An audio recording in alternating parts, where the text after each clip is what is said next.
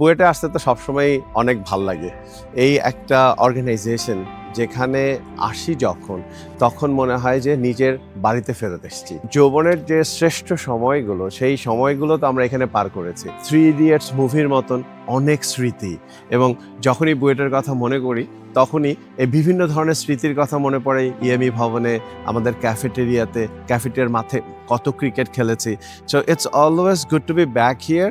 এবং সত্যি কথা কি যে বুয়েটে আসার পর বুয়েটের ক্যাফেটেরিয়াতে খেতেও আমার খুব ভালো লাগে, এবং আমার কাছে মনে হয় the best meal I always have is in the BUET cafeteria. হয়তো অন্যরা ভাবছেন বাড়িয়ে বলছি, কিন্তু এটা হচ্ছে তৃপ্তি করে খাওয়ার ব্যাপারটা। ঠিক এরকম বুয়েটে যখন আসি প্রতিটা সেকেন্ড আমি চেরিশ করি, এবং মনে হয় যে যদি আবার সুযোগ দেয়া হয় আবার হয়তো আমি বুয়েটেই পড়তাম এবং সেই দিনগুলোকে আবার ফিরে পাওয়ার চেষ্টা করতাম। সো নতুন যারা বুয়েট থেকে গ্র্যাজুয়েট করছে তাদেরকে বলবো যে আমাদের মাঝে মাঝে একটা ভুল ধারণা কাজ করে যে দেশপ্রেমের জন্য, প্যাট্রিয়টিজমের জন্য যে আমাদের দেশে থেকে যেতে হবে, কিন্তু আমি এটাকে একটু অন্যভাবে দেখি। আমি সবসময় বলি যে আমরা যেহেতু বাংলাদেশে বড় হয়েছি, আমরা যদি বাংলাদেশেই থেকে যাই অনেক সময় we don't know anything better then this. So আমি সবাইকে যেটা সাজেস্ট করি যে দেশের বাইরে যেতে হবে, পড়ালেখা করতে হবে, মানুষের সাথে মিশতে হবে। 4-5 বছর যদি দেশের বাইরে থাকা যায়, কিছুদিন প্রফেশনাল ফিল্ডে কাজ করা যায়, তাহলে দৃষ্টিভঙ্গি পুরোটা পাল্টে যাবে। এবং 4-5 বছর দেশের বাইরে থাকার পর ডিগ্রি এবং প্রফেশনাল এক্সপিরিয়েন্স নিয়ে কেউ যদি দেশে ফেরত আসে, তাহলে সে আরও অনেক বেশি দেশের জন্য এফেক্টিভ হতে পারবে। সো আমার কাছে সবার অনুরোধ, এই ভুলটা করার কোনো অবকাশ নাই। As soon as you graduate from BUET, go somewhere, preferably US or some other countries যেখানে টেকনোলজিক্যাল ইনোভেশন হচ্ছে। US এর কথা আমি সবসময় বলি দুটো কারণে, because it's the hub for innovation and it's the hub for entrepreneurship.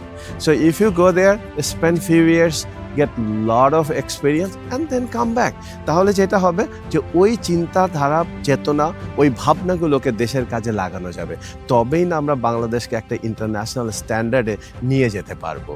ঠিক একইভাবে যারা বুয়েটে পড়ছে না, অন্যান্য বিভিন্ন অর্গানাইজেশনে পড়ছে, তাদের জন্যে ছোট্ট করে যেটা বলবো যে কখনো ফ্রাস্ট্রেটেড হওয়া যাবে না। সবসময় খেয়াল রাখতে হবে যে রিসেন্ট ট্রেন্ড কী চলছে। যেমন এই মুহূর্তে একটা বড় ট্রেন্ড চলছে ডেটা অ্যানালাইটিক্সের ওপর। সো ডেটা অ্যানালাইটিক্সের উপর 3 থেকে 6 মাস পড়লেই কিন্তু আন্তর্জাতিক মানের কাজ করা সম্ভব।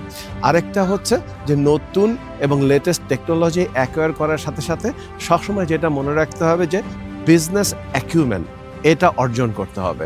এবং তার জন্যে আমি সবাইকে বলি যে সে যে ব্যাকগ্রাউন্ডেই পড়ালেখা করুক না কেন, সবাইকে ইকোনমিক্স, অ্যাকাউন্টিং এবং এই রিলেটেড, বিজনেস রিলেটেড কিছু কোর্স করা দরকার, কিছু পড়ালেখা করা দরকার। কারণ বিজনেস অ্যাকিউমেন্ট ছাড়া জীবনে আসলে আগানো যায় না। এবং আমরা যদি দেখি আমাদের প্রতিবেশী দেশ ইন্ডিয়া, যাদেরকে অনেক সময় বলা হয় 6th power of the world, তাদের উন্নতির পেছনে কিন্তু আছে এই কয়েকটাই। একটা অবশ্যই শিক্ষা, তার পাশাপাশি রয়েছে business acumen. I think that would be my tips for the next generation.